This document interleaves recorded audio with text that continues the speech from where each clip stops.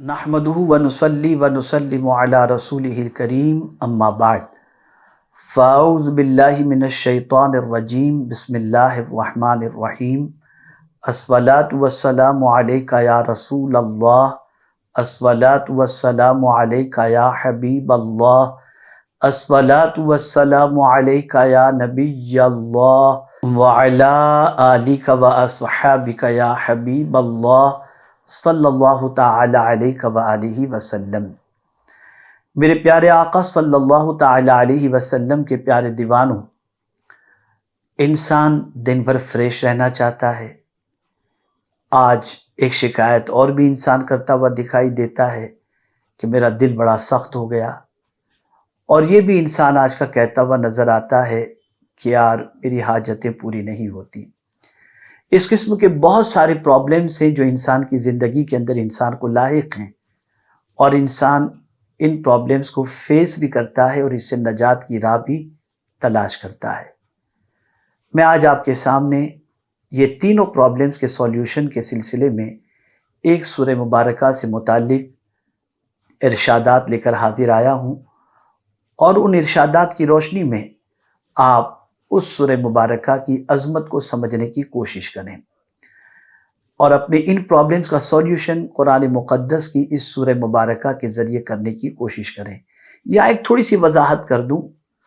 ایک معمول تو اپنا یہ بنانے کی آپ کوشش کریں کہ روزانہ کچھ نہ کچھ قرآن مقدس کی تلاوت ضرور کر لیا کریں، اور تھوڑا سا ہی صحیح اگر ایک رکوع ہی کی روزانہ تلاوت کی عادت رکھیں تو اللہ نے چاہا تو آہستہ آہستہ یہ مقدار آپ کی بڑھے گی تلاوت کی، اور پھر ایک دن آپ کی عادت بن جائے گی کہ جیسے ہمارے ایک ساتھی ہیں جو 7 دنوں میں پورا قرآن شریف ختم کرتے ہیں، اللہ چاہے گا تو ان کی عادت جیسی عادت بھی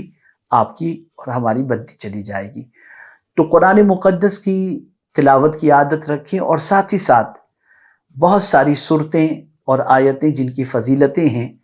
اپنے مقصد کی برآری کے لیے اس کی بھی تلاوت کریں۔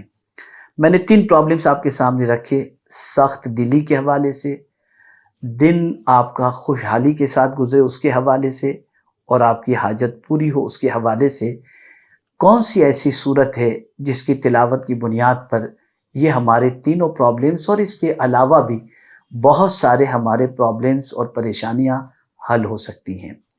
تو میرے پیارے آقا صلی اللہ تعالی علیہ وسلم کے پیارے دیوانوں، حضرت عبداللہ ابن زبیر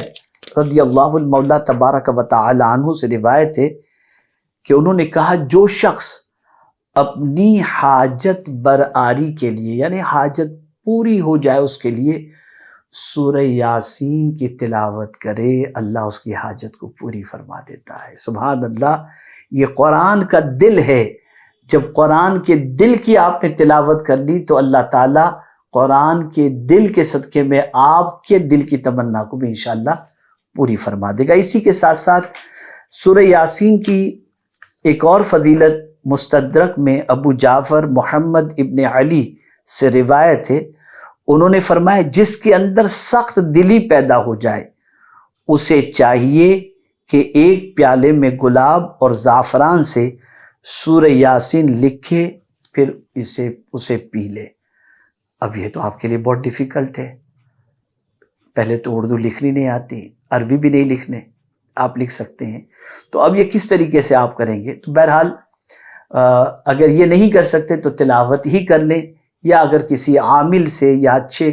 کاتب سے جو بعمل ہو سورہ یاسین لکھوا کر اگر اس کے پانی کو پی لیں تو اس کی برکت سے بھی انشاءاللہ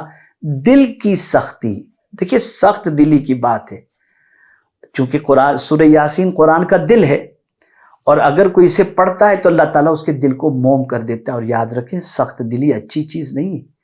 سخت دلی بہت خطرناک چیز ہے۔ سخت دلی نہ اللہ کو پسند ہے، نہ اللہ کے رسول صلی اللہ علیہ وسلم کو پسند ہے۔ اسی لیے صحابہ کرام علیہم الرضوان کا یہ عمل بھی ہمارے سامنے ہماری نظروں سے جو ہے وہ کتابوں کے ذریعے گزرا ہے کہ ایک صحابی بارگاہ رسول صلی اللہ علیہ وسلم میں حاضر ہوئے، انہوں نے عرض کیا، یا رسول اللہ صلی اللہ تعالی علیہ وسلم، میرا دل بہت سخت ہے، کوئی ایسا عمل بتائیں جس سے میرا دل نرم ہو جائے۔ تو سرکار صلی اللہ علیہ وسلم نے اس وقت انہیں یتیم کے سر پر ہاتھ پھیرنے کی تعلیم دی اور فرمایا یتیم کے سر پر ہاتھ پھیرو تمہارا دل نرم ہو جائے گا۔ پتہ چلا سخت دلی اچھی چیز نہیں ہے، اسی لیے رسول اعظم صلی اللہ علیہ وسلم نے یہ علاج عطا فرمایا۔ تو یتیم کے سر پر بھی ہاتھ پھیریں، یہ بھی سخت دلی کو دور کرنے کا علاج ہے۔ اور اسی کے ساتھ ساتھ یاسین شریف، اسے بھی اگر کوئی اچھے کاتب کے ذریعے یا اچھے لکھنے والے عامل کے ذریعے لکھوا کر آپ اگر زعفران سے لکھوا کر اس کا پانی پئیں تو سخت دلی دور ہو جائے گی۔ اور تیسری چیز، آپ چاہتے ہیں کہ آپ کا دن بہت خوش گزرے، فریش رہیں آپ، اور فرحت خوشی آپ کو نصیب ہو، ٹینشن لیس ہوں، بڑا اچھا دن گزرے، تو سبحان اللہ، اس کے بارے میں حضرت یحییٰ ابن ابو کثیر سے روایت ہے کہ انہوں نے فرمایا جو صبح کے وقت سورہ یاسین پڑھے گا وہ شام تک فرح و شادمانی میں رہے گا، اور جو اسے شام کو پڑھے گا وہ صبح تک فرح و شادمانی میں رہے گا۔ یہ ان کا خود آزمودہ ہے، یہ خود آزمایا ہوا ہے ان کا عمل۔ جو صبح پڑھے گا شام تک خوش رہے گا، اور جو شام کو پڑھے گا وہ صبح تک خوش رہے گا، اس لیے کہ یہ قرآن کا دل ہے، اور آپ اس کی تلاوت کرو گے تو اللہ آپ کے دل کو بھی خوشیوں سے لبریز کر دے گا۔ کاش کہ میری یہ بات سامعین کے دلوں میں اتر جائے، اور سورہ یاسین شریف سے ان کی صبح ہو اور سورہ یاسین شریف سے ان کی رات ہو۔ آپ دیکھیں کہ کس طرح سے دن بھی خوشیوں سے لبریز ہو جاتا ہے اور رات بھی خوشیوں سے لبریز ہو جاتی ہے۔ یقیناً اس سورہ مبارکہ کی تاثیر بہت زبردست ہے، بہت عظیم ہے، بے پناہ اس کی برکتیں ہیں۔ آپ دیکھیں گے انشاءاللہ العظیم اس کی برکتیں آپ کو کتنی میسر ہوتی ہیں۔ اللہ رب العزت جل جلالہ،